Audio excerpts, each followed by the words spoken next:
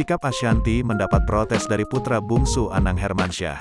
Bunda ada Aminah selalu digendong. Terlalu sering memanjakan Aminah Hana Nur Atta hingga enggan melepaskan putri Aurel Hermansyah dan Atta Halilintar itu dari gendongannya. Maklum saja di usia Aminah yang baru menginjak kurang lebih 3 bulan itu, putri Atta dan Aurel sering bertingkah menggemaskan hingga membuat orang terdekatnya merasa gemas.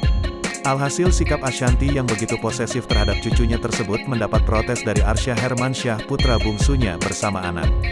Saat mendatangi kediaman Atta dan Aurel, istri Anang tersebut mendapat protes lantaran selalu menggendong Aminah hingga membuat yang lain kesulitan untuk bermain dengannya.